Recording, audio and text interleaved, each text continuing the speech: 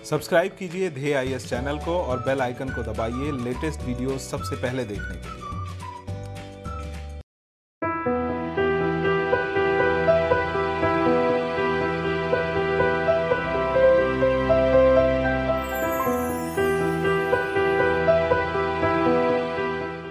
नमस्कार, मैं सुनील वर्मा ध्येय आईएएस टीम की ओर से आपका स्वागत करता हूं ध्येय टीवी पर। हम बात करेंगे डेली करंट अफेयर्स के अपने प्रोग्राम पर, जैसा कि हम प्रतिदिन करते आए हैं।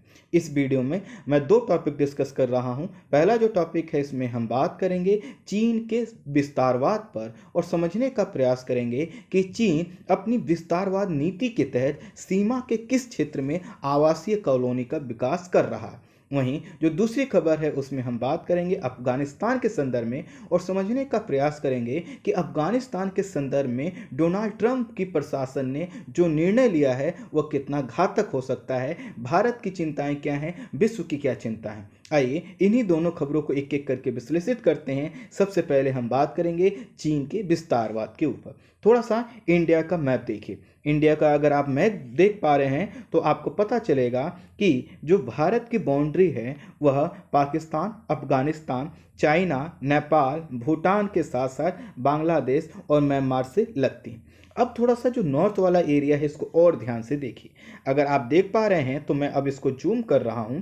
जो हमारा नॉर्थ ईस्ट वाला एरिया है वह क्या है, एक पतले से कॉरिडोर से जुड़ा हुआ है जिसका नाम है सिलीगुड़ी कॉरिडोर। और जो सिलीगुड़ी कॉरिडोर है, इसको और कहां पर आप देख सकते हैं, ये देखिए जो बांग्लादेश आपको दिखाया गया है उसको थोड़ा सा देखिए, और बांग्लादेश को आप देख पा रहे हैं तो ऊपर आपको भूटान दिखाई देगा। यहां से एक पतला रास्ता हमें क्या करता है, नॉर्थ ईस्ट से कनेक्ट करता है। एक और मैप के माध्यम से इसी चीज को आप समझिए। देखिए अब आपकी स्क्रीन पर एक और मैप है। इसको अगर आप देख पा रहे होंगे तो आपको पता चलेगा कि ये देखिए जो बांग्लादेश दिखाया गया है, उस बांग्लादेश से नॉर्थ से होकर एक पतला सा रास्ता हमें मिला हुआ है जिसके माध्यम से हम नॉर्थ ईस्ट पहुंचते हैं। अगर क्या हो, यहीं पर किसी सेना का नियंत्रण हो जाए, खासकर वो हमारा दुश्मन देश हो, तो समझ सकते हैं चुनौतियां हमारे लिए कितनी जटिल हो जाती हैं। अब देखिए, ये देखिए सिक्किम का जो मैप है। सिक्किम का अगर आप मैप देखेंगे तो आपको पता चलेगा कि यहाँ पर डोकलाम प्लेटू दिखाया गया है, डोकलाम पठार दिखाया गया। वहीं डोकलाम प्लेटू या पठार पर डोकला नामक एक स्थान है, और यहीं पर आपने एक और दर्रे का नाम सुना होगा जिसका नाम है नाथुला। और यह अगर आप दोनों देख पा रहे हैं तो इस सिक्किम के बहुत करीब है। साथ ही साथ थोड़ा भूटान की लोकेशन भी देखिए, और भूटान का ही यह क्षेत्र है डोकलाम प्लेटू अर्थात पठारी क्षेत्र। और यहीं से आप देखिए यह सिलीगुड़ी कॉरिडोर, और सिलीगुड़ी कॉरिडोर को अब यहां से आप समझ पा रहे होंगे कि हमारे लिए कितना इंपॉर्टेंट है। सिर्फ यहां पर सिलीगुड़ी कॉरिडोर की बात नहीं है, नॉर्थ ईस्ट की बात नहीं है, बल्कि बात यह है कि आखिर जो चाइना अपनी विस्तारवादी की नीति अपना रहा है उसको रोकना इसलिए भी महत्वपूर्ण है, क्योंकि अगर हमने उसके विस्तारवाद को नहीं रोका तो कहीं ना कहीं वह हमारे क्षेत्रों पर भी क्या करेगा, आगे अतिक्रमण करेगा। अब देखिए फिर से थोड़ा सा सिक्किम का एरिया देखिए, भूटान का एरिया देखिए, और यहाँ पर देखिए आपको नॉर्थ में चाइना लिखा दिखाई गया है, और यहाँ पर चुंबी वैली वाला क्षेत्र दिखाया गया है। याडोंग एक स्थान है, इसको ध्यान से देख लीजिए, इसका मैं जिक्र आगे करने वाला। वहीं पर आप जो डोकलाम लिखा हुआ इसकी भी लोकेशन देख लीजिए, और सिक्किम और गंगटोक की लोकेशन देख लीजिए। अब मैप से आप परिचित हो चुके हैं, जितनी चीज़ें मुझे यूज करना है वो मैं आपको बता चुका हूँ। सिलीगुड़ी कॉरिडोर को भी एक बार फिर से देख लीजिए आप यहाँ पर, और मैं जितनी चीजें बता चुका हूं इनका मैं बार बार यूज करूंगा, इसलिए आपके लिए विजुलाइज होना जरूरी है। डोकलाम एक पठारी क्षेत्र है, जैसा कि मैंने आपको दिखाया, ये सामरिक रूप से काफी महत्वपूर्ण है। यह भूटान के हा घाटी क्षेत्र, भारत के पूर्वी सिक्किम जिला और चीन के यदुंग काउंटी के बीच स्थित है। अब मैंने यदुंग काउंटी वाला जो क्षेत्र वो भी आपको दिखा दिया। इस तरह से ये क्या है, जो डोकलाम पठारी क्षेत्र है, एक प्रकार का ट्राई जंक्शन है, अर्थात तिराहा। इसका मतलब ये है कि हाँ, ये जो तिराहा है यहाँ पर सीमाएं किसकी लगती हैं, भारत की लगती हैं। भूटान की लगती हैं और चीन की लगती हैं। तो इस तरह से आप समझ पाए होंगे कि यह क्या है, एक ट्राई जंक्शन है। यहाँ नाथुला पास या दर्रा से मात्र क्या है 15 किलोमीटर की दूरी पे। कौन सा एरिया? डोकलाम वाला एरिया। यह जो डोकलाम वाला एरिया है इसे जो है कि भारत भूटान का हिस्सा मानता है, जबकि चीन इसे अपने क्षेत्र के रूप में बताता आया है। और इसी को लेकर वर्ष 2017 में विवाद भी उत्पन्न हो चुका है। लंबा विवाद चला था, लगभग 72 दिन तक जो है कि तीनों देशों की सेनाएं यहां पर एक युद्ध वाली कंडीशन में खड़ी रही थी।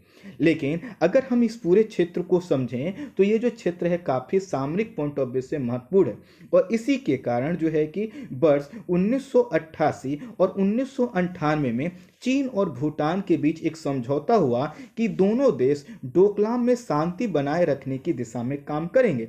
लेकिन चीन द्वारा कई बार इस समझौते का उल्लंघन किया गया। चीन जब भी भूटान के किसी क्षेत्र का अतिक्रमण करने का प्रयास करता है तो भारत को भूटान का समर्थन करना होता है।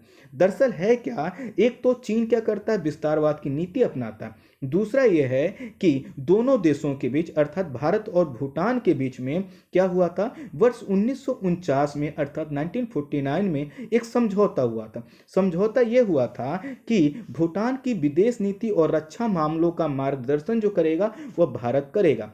और इस संधि में भूटान की जो जिम्मेदारी है भारत पर बताई गई है। अर्थात एक तरह का ये डिफेंस डील भी कह सकते हैं कि अगर भूटान को कोई दिक्कत होती है तो भारत का फर्ज बनता है इस संधि के अनुसार कि वह उसको क्या करे, प्रोटेक्ट करे। दोनों देशों के मध्य वर्ष 2007 में भी एक संधि हुई थी जिसमें यह कहा गया कि दोनों देश अपने राष्ट्रीय हितों से संबंधित मुद्दों पर एक दूसरे का सहयोग करेंगे।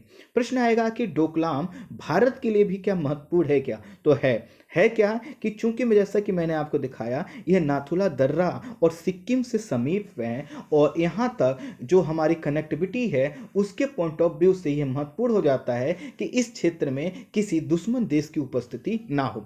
अगर नाथुला दर्रे को किसी भी तरह से चाइना क्या कर लेता है, अपने कब्जे में कर लेता है, तो हमारे लिए काफ़ी बड़ी चुनौती उत्पन्न हो सकती है। इसलिए भारत का ये प्रयास रहता है कि इस क्षेत्र में चाइना का जो प्रभाव है वह ना बढ़े। दूसरा, जो सिलीगुड़ी कॉरिडोर पर हमने दिखाया जो कि हमें नॉर्थ ईस्ट से जोड़ता है, उसके पॉइंट ऑफ व्यू से महत्वपूर्ण है। तीसरा यह है कि इस क्षेत्र का अगर सैन्यकरण होगा तो जो विकास की प्रक्रिया होती है वो प्रभावित होगी और भारत ऐसा नहीं चाहता। चौथा यह है कि जो भारत भूटान संबंध है और जो क्षेत्रीय असुरक्षा की भावना है इसको भी भारत रोकने का प्रयास करता है, क्योंकि यदि यहाँ पर असुरक्षा की भावना बढ़ती है, भारत और भूटान के संबंध किसी दूसरे देश से प्रभावित होते हैं तो भारत की जिम्मेदारी बनती है जो वो क्या करे, आगे बढ़कर उसको प्रोटेक्ट करे। वर्ष 2017 में जून के माह में चीन ने डोकलाम स्थित भूटान आर्मी शिविर की ओर, अर्थात जो डोकलाम में भूटान का आर्मी शिविर है इसकी तरफ एक सड़क निर्माण का कार्य प्रारंभ किया था। तेजी से निर्माण कार्य प्रारंभ किया और चूंकि जो भूटान है उसकी आर्मी इतनी मजबूत नहीं है, इसके कारण जो है कि भूटान ने भारत से मदद मांगा और भारत ने जो है कि बढ़ चढ़कर भूटान का पक्ष लिया। और इसके वजह से चीन को क्या हुआ कि अपना ये जो सड़क निर्माण था इसको रोकना पड़ा। लेकिन यह जो विवाद था काफी बढ़ गया था, कई बार ऐसा लग रहा था कि दोनों देशों में युद्ध हो सकता है।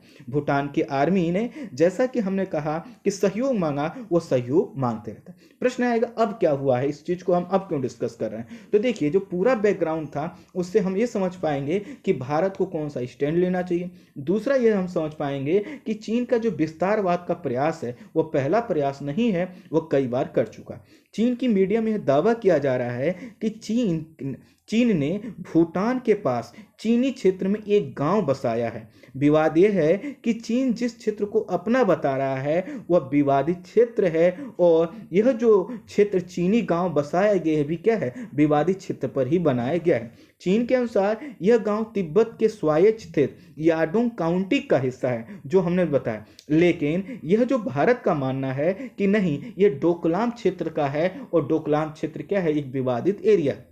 नवनिर्मित जो गांव का नाम है वह रखा गया है पांगदा और चीन की मीडिया के अनुसार सितंबर 2020 में 124 लोग स्वैच्छिक रूप से सांगहुई गांव से पांगडा गांव में बसने के लिए भी जा चुके हैं। अर्थात यहां पर सिर्फ निर्माण कार्य नहीं चल रहा है बल्कि लोगों को बसाया भी जा चुका है। ये जो पांगडा गांव है यह डोकलाम ट्राइक जंक्शन के पूर्व में स्थित है, जहां वर्ष 2017 में 72 दिनों तक तनाव रहा था। तो भारत का कहना यह है कि जिस क्षेत्र पर विवाद है चीन वहां पर निर्माण कैसा कर सकता है। भारत का मानना है कि चीन को इस क्षेत्र में शांति बनाए रखने का प्रयास करना चाहिए, लेकिन चीन एक तरफा क्या कर रहा है, इस पर कब्जा करके इस क्षेत्र में अशांति उत्पन्न कर रहा है। भारत का मानना है कि चीन यहां पर वही विस्तारवादी नीति अपना रहा है जो पहले वो अपना चुका है। जैसा कि हम दक्षिणी चीन सागर का जो विवादित द्वीप वाला क्षेत्र है, या जो भूटान के जो त्रासिकांग जिले का क्षेत्र है, इस पर भी क्या किया था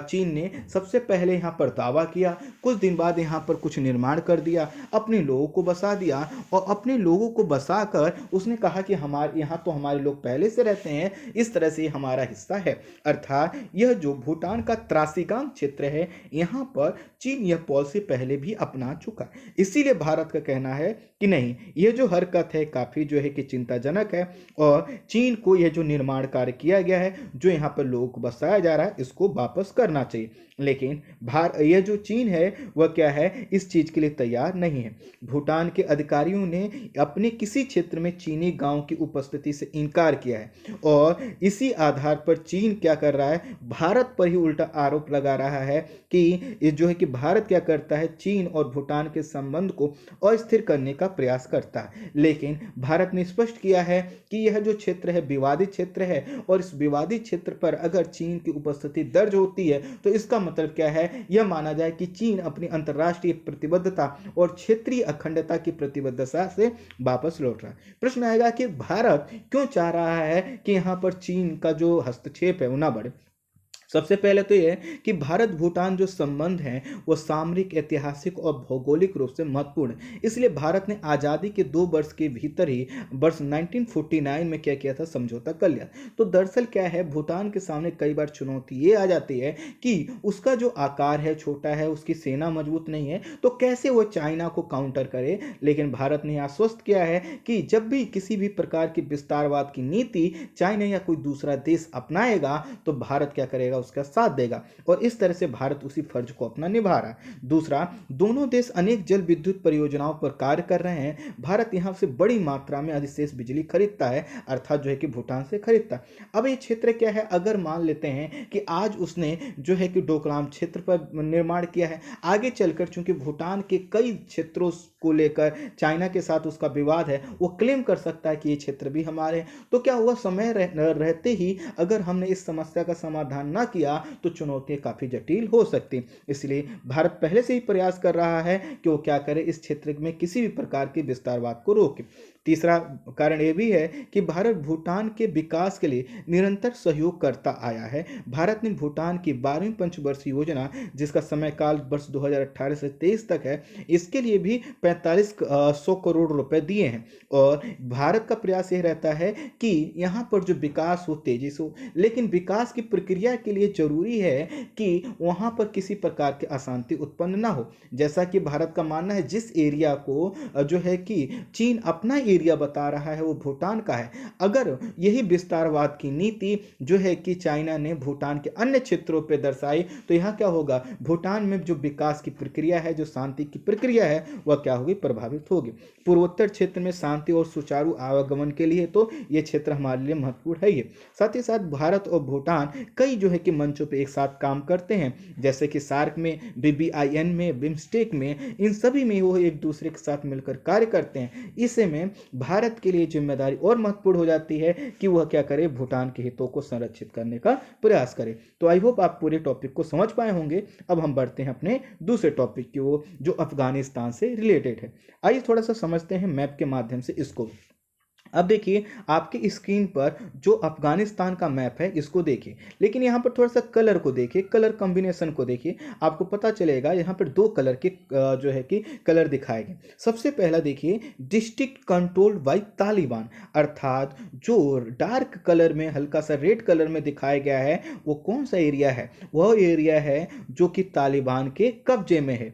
और एक मैप और देखिए कंट्रोल्ड बाय जो है कि तालिबान वाला एरिया, इसको और देख सकते हैं। अर्थात अगर आप देखेंगे तो पुराने मैप हैं लेकिन इसमें बहुत सा एरिया तालिबान के कंट्रोल में दिखा है। तालिबान क्या है, यहाँ पर एक प्रकार का चरमपंथी गुट है और वह क्या मानता है कि पूरा जो अफगानिस्तान पर शासन होना चाहिए, वहां पर उनकी मान्यताओं के आधार पर वहां पर शासन होना चाहिए।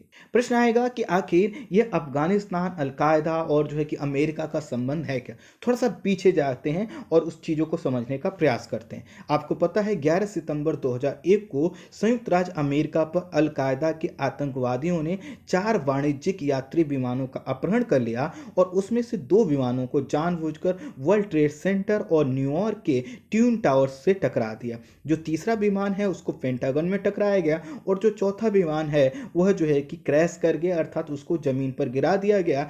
और इस पूरे घटनाक्रम में क्या हुआ, लगभग 3000 से अधिक लोग मारे गए और जो 19 अपहरणकर्ता थे वो भी मारे गए। लेकिन यह जो है कि अमेरिका के इतिहास में सबसे बड़ी आतंकी घटना थी और अमेरिका ने इसका बदला लेने का निर्णय लिया। अमेरिका ने इसकी प्रतिक्रिया में आतंक के विरुद्ध युद्ध छेड़ दिया और अलकायदा व तालिबान का सफाया करने के लिए अफगानिस्तान पर हमला कर दिया गया, क्योंकि इसका पूरा जो प्लान था वह अब अलकायदा और तालिबान के द्वारा बनाया गया था। तो उस समय जो ठिकाना था अफगानिस्तान में, ठिकाना था अलकायदा और तालिबान का, उसने कहा कि हम इसका खात्मा करेंगे और खात्मा करने के लिए क्या कर दिया गया, हमला कर दिया गया।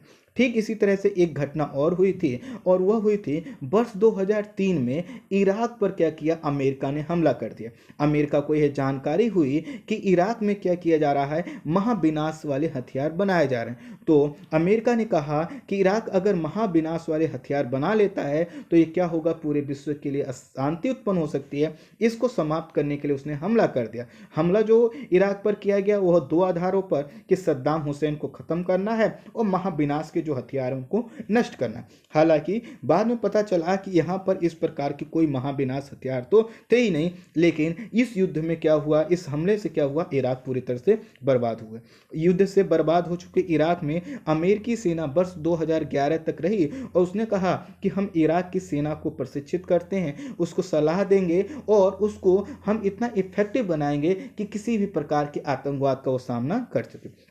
वर्ष 2014-15 में फिर से क्या हुआ, जो है कि इराक में एक बार अमेरिकी सेना का दखल बढ़ा। दखल इसलिए बढ़ा क्योंकि इस्लामिक स्टेट ने क्या किया था, इराक में अपनी पकड़ मजबूत कर ली थी। ऐसे में इराक ने कहा अमेरिका से कि आप हमारी मदद कर दीजिए, कुछ हमें अमेरिकी फौज और दीजिए जिससे हम इस्लामिक स्टेट का सामना कर सकें। इसलिए वर्ष 2000 जो है कि 15 के बाद जो है कि फिर से क्या हुआ, यहाँ पर कुछ अमेरिकी सैनिक भेजे गए और इसलिए भेजे गए ताकि वो इस्लामिक स्टेट का सामना कर सके। इन दोनों देशों से संबंध है हालिया निर्णय में, इसलिए मैंने दोनों का जिक्र किया।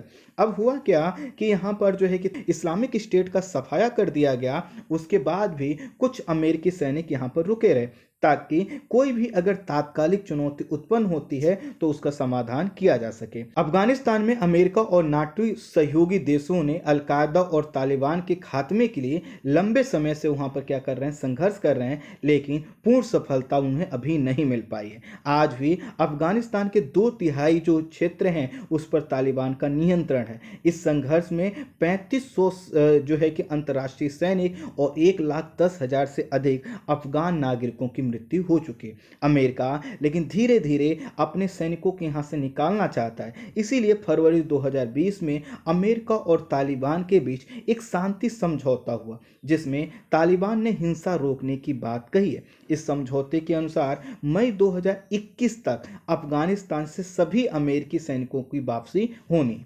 अमेरिका ने हाल ही में घोषणा की है कि वह 15 जनवरी से पहले अफगानिस्तान और इराक से अमेरिकी सेना के बड़े हिस्से को हटा लेगा। इस समय अफगानिस्तान में लगभग 4500 सैनिक हैं, जिसमें से 2000 सैनिकों को 15 जनवरी से पहले वापस बुला लिया जाएगा। इराक में जो है तैनात 3000 सैनिकों में से भी 500 सैनिकों को वापस बुलाने का आदेश डोनाल्ड ट्रंप प्रशासन ने लिया है। इसका मतलब यह है कि जो अफगानिस्तान में अभी तालिबान की पकड़ काफ़ी मजबूत है, जब यहाँ से अमेरिकी फौजें हटेंगे तो उनकी पकड़ क्या होगी, और मजबूत होगी। अभी अफगानिस्तान में जो अमेरिकी सेना है वह 3 प्रमुख कार्य करती है। पहला कार्य तो यह है कि वह तालिबान के जो घटनाएं होने वाली होती हैं उनको पता करती है, अर्थात उनको पहले से ही जानकारी प्राप्त करके खुफिया सूचनाएं एकत्रित करके उसको रोकने का प्रयास करती है। दूसरा, जो अफगानिस्तान की सेना है उसको प्रशिक्षण देती है, अफगानिस्तान के जो हित हैं उनको संरक्षित करती है। तीसरा जो कार्य है कि इस पूरे क्षेत्र में एक शांति प्रक्रिया को बढ़ाने का जो प्रयास करती है। जब क्या होगा, यहाँ से अमेरिकी सेनाएं वापस हटेंगी तो ये तीनों कार्य क्या हो जाएंगे, अवरुद्ध हो जाएंगे। इसीलिए अधिकांश लोगों का मानना है कि इससे अफगानिस्तान में तालिबान फिर से मजबूत होगा और अफगानिस्तान में की गई अभी तक की जितनी मेहनत है वह सब क्या हो जाएगी, बर्बाद हो जाएगी।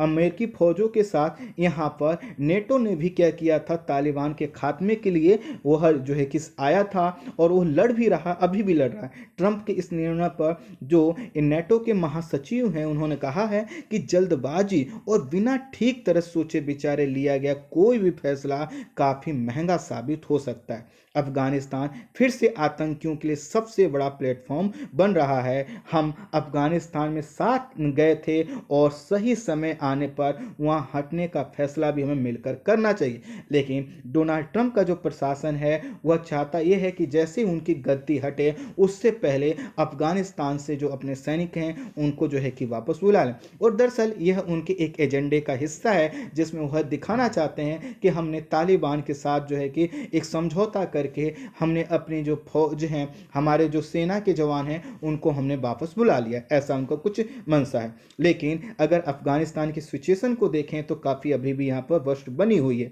संयुक्त राष्ट्र की हालिया एक रिपोर्ट से पता चला है कि अमेरिका से तालिबान के आश्वासन के बावजूद अलकायदा अभी यहाँ मौजूद है और सक्रिय भी है, जिसे तालिबान ने शरण दिया हुआ है। अर्थात अभी भी यहाँ पे अलकायदा मजबूत है और तालिबान भी मजबूत है, और जैसा कि हमने बताया लगभग 2/3 क्षेत्रों को कंट्रोल करता है। इवन यहाँ पे जो तालिबानी सत्ता है उसका कद ऐसा है कि यहाँ पर अफगानिस्तान की जो चुनी हुई सरकार है उससे मजबूत स्थिति यहाँ पर रखता है। भारत ने भी समय पूर्व अफगानिस्तान से अमेरिकी सेना की वापसी पर चिंता व्यक्त की है।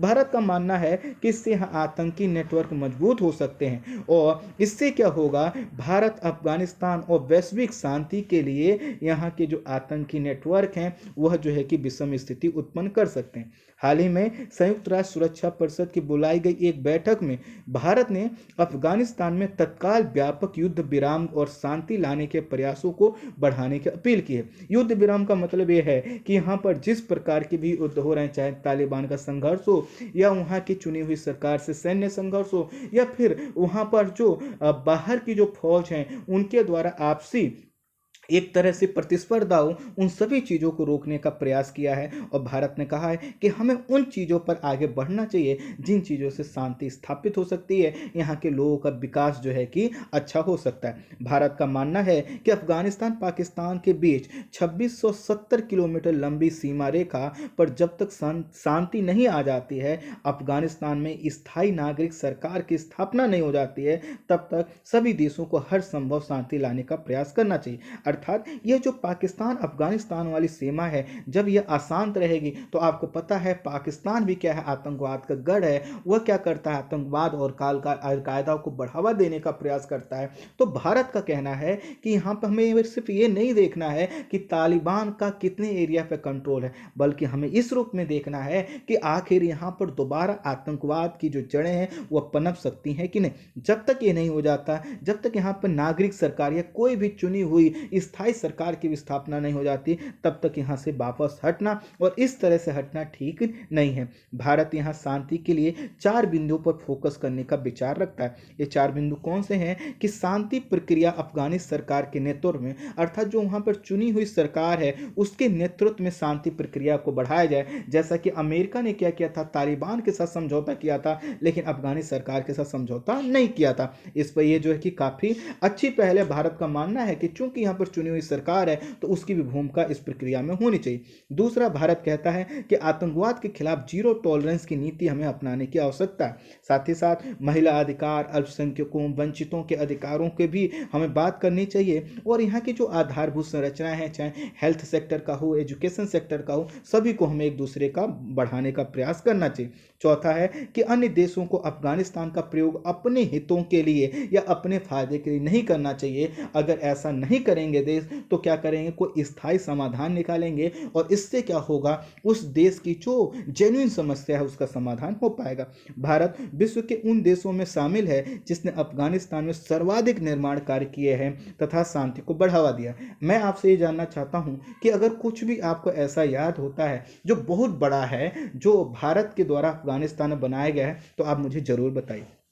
चीन ने भी इस पर अपनी प्रतिक्रिया व्यक्त की है। चीन का मानना है कि विदेशी सैनिकों की वापसी एक व्यवस्थित और जिम्मेदारी तरीके से किया जाना चाहिए जिससे यहाँ पे आतंकवाद मजबूत ना हो। प्रश्न आएगा चीन को चिंता क्यों है, तो दरअसल क्या है कि पाकिस्तान का जो अस्थिर क्षेत्र है, जो तालिबान के क्षेत्र से है, वहाँ पर चीन का एक एरिया जिजियांग प्रांत लगता है और जिजियांग प्रांत जो है कि अफगानिस्तान से लगा हुआ है और यहाँ पर चीन का मानना है कि उइगर आतंकवाद बढ़ सकता है और इसकी वजह से क्या होता है कि अगर यहाँ पर आतंकवाद बढ़ेगा तो चीन के लिए भी चुनौती उत्पन्न होगी। और एक चीज और है कि यदि अफगानिस्तान में शांति उत्पन्न होती है तो उसका प्रभाव जो है कि चीन पाक इकोनॉमी जो कॉरिडोर है उस पर भी पड़ेगा। तो आई होप आप समझ पाए होंगे कि डोनाल्ड ट्रंप का ये जो निर्णय है वह किसी तरह से ठीक नहीं लगता है। हाँ, वो जरूर है कि यहाँ से जाने से पहले, अर्थात अपने राष्ट्रपति पद से हटने से पहले कुछ मजबूत करके दिखाना चाहते हैं, लेकिन इसको मजबूत नहीं कहेंगे,